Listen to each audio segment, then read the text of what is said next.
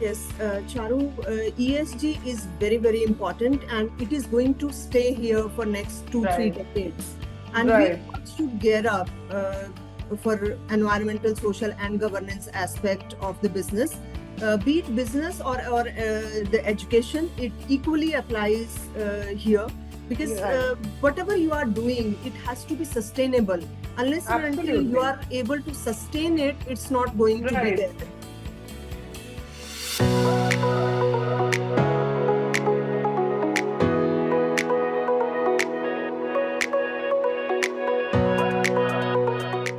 Welcome to another insightful episode of FaceTime with Leaders, the podcast presented by Directors Institute, World Council of Directors, where we bring you conversations with top executives, industry pioneers, and government experts shaping the future of business and leadership.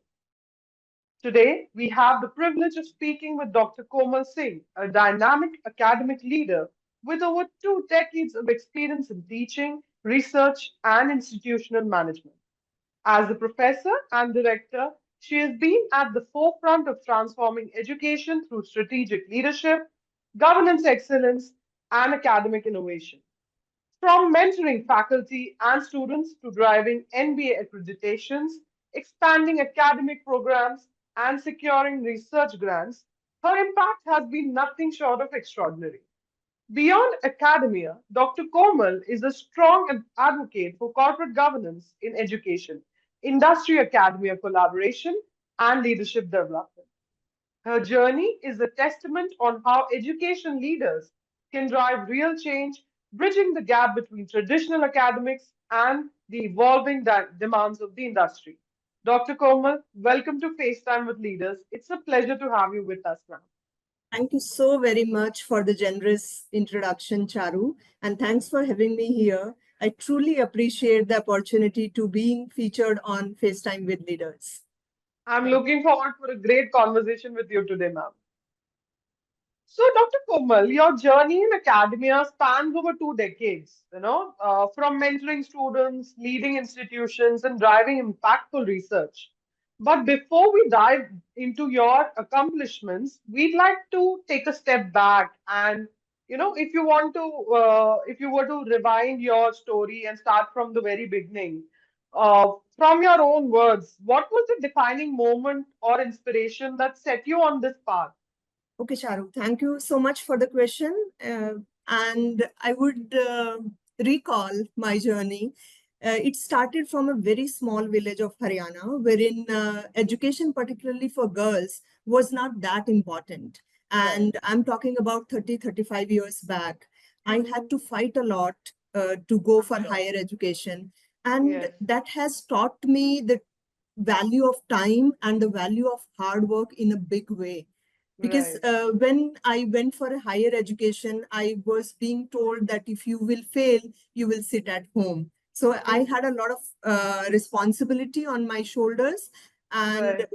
when I was doing my 11th class, I could hardly pass it because I changed my medium from Hindi to English. I have Mhm. studied from a public school. So at that time, Right. we did not had the opportunity to go for English medium. So then I Right. changed it from 12th onwards. Then I kicked off and I topped my university. Later on, there was no looking back to it. And Wow. I could understand that education is the only space wherein I can express myself fully and I can lead in Right. my life because I never wanted anybody else to take my life's decision. Right. I wanted to be financially independent, not only financially, but otherwise also, wherein I could lead my own life. So Mhm. there were many challenges post that also when I completed my graduation and post graduation from Kurukshetra University.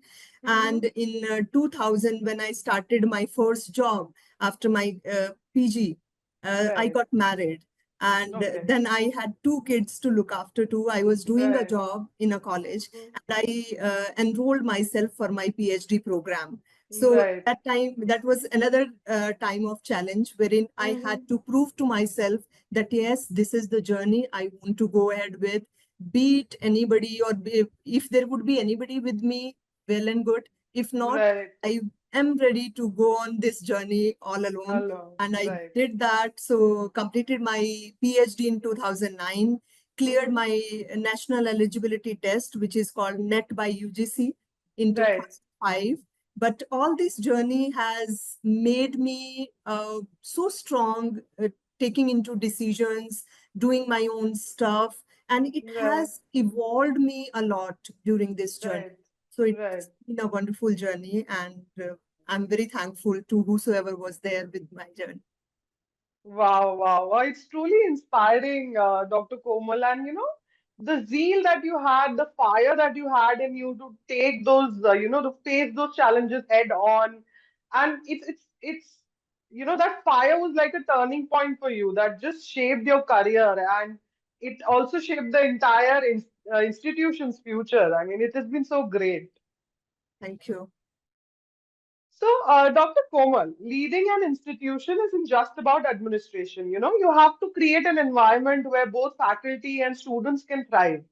So, you've been managing over 100 faculty members and 700 plus students, and it's a massive responsibility, which requires like a delicate balance between academic excellence and long-term strategy, and also day-to-day demands of leadership. With so many moving parts, how do you ensure that the quality of education, institutional growth and operational efficiency go hand in hand? Yes.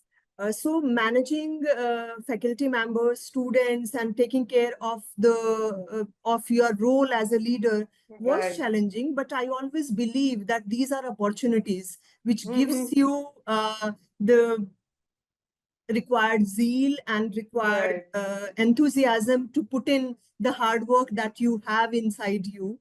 And Right. I have been meticulously following the planning which Hmm. we have been taught in management. And I Right. always used to make 5-year plans. When I Wow. started in this office as a director, I made my 5-year plans. Okay, what Right. all I want to achieve in these coming 5 years. Right. And one by one, I could achieve whatever I planned for myself and for my team or institution. And the philosophy, Charu, that I have been following is a 3H philosophy. 3H Okay. is one H is for head, another is Right. hand, and Uh-huh. heart. Heart. Wow. Okay, so head stands for knowledge, wherein we Right. have been trying to impart the best of the knowledge to our students and for Right. our faculty members as well. The second Right. H is hand, which represents Hmm. the practice part of it. That whatever Right. you have learned, be it me or my faculty or my students, they must practice it through Right. workshops, through different things. And the third Right. thing is heart, which represents attitude. So, which is very important, and we do Absolutely. inculcate various leadership roles, CSR activities, sports, cultural in our students so that they can frame their attitude towards their Right. batchmates, towards their Wow. faculty members, and towards the society at large. So that's the philosophy I have been following, and that's rendering the Wow. results for me. Yeah. Wow, wow. What a masterclass in leadership, Dr. Komal. Balancing so many elements while keeping the academic excellence at its core is truly commendable on your part. Thank you so much. Thank you. So, Dr. Komal, compliance with regulations like AICTE, DTE, and SPPU is not an easy task. Like you have to continuously maintain excellence while adapting to evolving standards. And navigating these complexities requires foresight, strategy, and a deep understanding of academic governance. I'd like to know what is the approach that you follow, to ensure that compliance becomes a driver for institutional growth rather than a constraint. So that's again a very wonderful question, Charu. uh, I truly believe that whatever processes are there or whatever compliances are there, be it from Right, Pune University, be it from Directorate of Technical Education, DT right. Maharashtra, or any other Hmm. governing bodies, these compliances help you to go next level and to Level. build the quality that you are looking for. And in my Right. institution, we have been following the systems and processes very well. I had Hmm. set up system for every aspect of the education, and wherein Right. have been having our academic audits every 6 months. After the Okay. closure of every semester, we go for closure of our books, wherein there is a review process inbuilt. Right. Every Right. month we do have our meetings wherein we Right. take a note of the things, what is happening, how much we have completed, what is left, like that. And after every semester, we do take a follow-up, and there are Right. reviews that happen. And it has helped us to maintain the system, to maintain Right. our documents well. And apart from that, when I joined this institution, we went for NBA accreditation, which is Okay. National Board of Accreditation, New Delhi. Right. And my Right. institution during my tenure got twice accredited from NBA. And Wow. all thanks to the systems and processes that we could put in the place. And it's Right. very important for an institution to go for these quality benchmarks so that you Mm-hmm. can tell your target audience that we are ahead of Right. Absolutely. things, and we are doing things in the right manner. And I would Right. be very happy to share with you that when I joined this institution, it was 300 for PGDM course and 60 students in MBA. And in Wow. during a span of 4 years, I could raise it to from 60 to 240 intake for Wow. my MBA course. Wow. Wow. Wow, ma'am, it's such a great strategy that you've been following, Dr. Komal. Doing a check every 6 months to ensure that when the actual audit comes, you are ready for it and you are able to proactively act on the misses and make proper changes. And it's impressive how if compliance, when approached strategically, can actually drive academic excellence rather than being just a bureaucratic requirement. So that's Yes. really nice. And Yeah. Charu, it's very helpful for the team also. When we went Right. for the second round of our accreditation, we never had to spend any extra hour in the office Hours. Absolutely. to make up Being our prepared files. in advance. Yeah. Yes, That's because that's everything was so ready, and we have right. been doing it on continuous basis. Basis. So, and people are also now, after doing this continuously internally, they are used to it and they know what kind of, questions can be asked, what kind of things that the auditors can look at. So they are already prepared. So it's a great strategy. Dr. Komal, you've set a benchmark for aspiring researchers with 21 research papers published across ABDC, Scopus, and UGC journals. And through your papers, you've been contributing to knowledge, driving innovation, and shaping the future of academia. But for many aspiring researchers, the journey from an idea to a high impact publication can feel a daunting task. What is the advice that you like to give to those who are looking to produce meaningful research that meets the academic standards and also makes a real difference in their respective fields? Yes. So, Charu, for me, the mantra that has worked is learning, unlearning, Hmm. and relearning. So that's Wow. very important. And Hmm. we, being academicians, we have to stay relevant.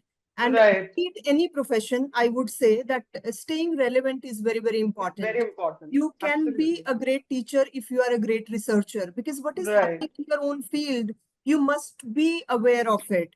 And when you are aware of it, you are rehearsing about it, you are reading about it, you are researching it, it is Right. mandatory that you publish it somewhere so that the Absolutely. fraternity can be benefited from your From work. it. Hmm. And Hmm. believe me, when I started publishing in Scopus, because Scopus was a new thing that came up, because when Right. we completed our PG in 2000, at that time it was not a buzzing word, but then new Hmm. things came up, and I Hmm. learned how to get publications in Scopus. That journey we all can learn at any point in time in our life. Right. And Right. nowadays, it is AI coming in picture. So Right. how to do Absolutely. use AI tools in research. I did Right. various FDPs on that, and I trained Hmm. myself. And then I also trained other faculty members that how to Wow. use it. Use it. Because whenever Hmm. I would do any kind of training for myself, I'll come back to my institute and I train other faculty members that how to use Wow. AI tools for doing your research. Because it is Right. always an enabler. We Right. Absolutely. So we can use it for our benefit, but the philosophy is always learning, unlearning, and relearning. And relearning. Wow, such a valuable advice, learning, unlearning, and relearning, Dr. Komal. And research is often seen as a technical process, but the way that you break it down shows that it's just as much about passion, persistence, and purpose as much as it is a technical process. So it's absolutely commendable. Thank you so much. So, Dr. Komal, you made a remarkable impact in academia, research, and institutional leadership, shaping both policies and future leaders. But looking ahead, what are the aspirations you have for yourself, in the next phase of your career? Do you see yourself expanding beyond academia into, boardrooms or governance, something like that? Yeah, surely. Because I'm a person who's always believe in setting goals and fulfilling them. Right. And Hmm. I believe that the best way to know your future is to create it. And I always Very well. plan for it. So I have thought of transitioning from teacher, trainer, and consultant. I have been teacher for many years. Then now I have been into training also, and Hmm. experimenting myself into the world of consultancy too. I did a Right. course from All India Management Association in Advanced Uh-huh. Management Consulting, and Hmm. I am consulting few institutions. I did Okay. few trainings as finance for non-finance for Mm-hmm. KSB pumps and few of the industries. And in Mm-hmm. my academia also, because I have gone through the accreditation process and I have learned Right. a lot there. So I have Right. mentored few of the institution on getting accreditation for Mm-hmm. themselves. So I have Right. done bit of consultancy, but I want to explore myself into these waters, and I'm totally ready for this. So that's why Wow. I enrolled myself for directors program also and cleared my independent directors from MCA. Okay. Okay. Wow. It's incredible and inspiring vision that you have for yourself, Dr. Komal. And it's amazing to see how leadership in academia can extend beyond institution and, sort of create a lasting impact on governance and policies. And the goals that you've set for yourself, I'm sure you'll be able to achieve them as good as you've done everything so far. Thank you so much. Thank you so much. Yeah. So, Dr. Komal, we've heard a lot about ESG, in these times, environment, social, and governance. It has become a key pillar for responsible leadership across industries. Yes. From your perspective, why is ESG essential in today's business and academic landscape, and how can leaders integrate it effectively into this decision making? Yes, Charu, ESG is very, very important, and it is going to stay here for next two, three Right, decades. And we right, all should gear up for environmental, social, and governance aspect of the business. Be it business or the education, it equally applies here, because right. whatever you are doing, it has to be sustainable. Unless and until you Absolutely. are able to sustain it, it's not going to be Right, there. So, and right. nowadays there are so many words: green taxonomy, green Hmm. finance, how Right. the environment is taken care of. And in my institution also, I'll tell you that we are a signatory member of United Nations initiative, which is PRMA, Principle for Wow. Responsible Management Education, Man. Hmm. wherein we took up some sustainable goals, and we Wow. are trying to achieve them through different activities wherein we Hmm. enroll our students, our faculty members, and everybody. But I Right. believe that the corporate world need to understand that how these things can fit into their regular operations and how the Right. taxonomies can help them, because we in India need a framework which can all Absolutely. lead to the sustainable goals, and we can achieve them, the sustainable activities. But how to define them? Though Right. there are SR reports that are there, but apart from that, there are so many institutions which are not having an exposure to it. So To we it. all Absolutely. should need to take care of our carbon footprints, our environmental impact that we are having, Right. and how our activities are environmental friendly. So all Right. these are buzzing words, and we all can do a lot about it. Though there are Hmm. synergies, but there are a lot of challenges also. Like I Also. said, there is a lack of audited statements. There is a lack of the taxonomy or the frameworks, standardized Right. frameworks that can be Right. used Right. to lead to a sustainable development. But we all have to gear up to it. And I'm very, Absolutely. very open to work in this area, because Area. I am doing an ESG compliant course also from Okay. independent director. And Wow. recently I appeared in few conferences wherein we have talked about ESG and the green finance, and how the institutions which are exploring the green finance, Right. their Right. performance is better than the other institutions. Right. Right. So, Right. yes, Wow.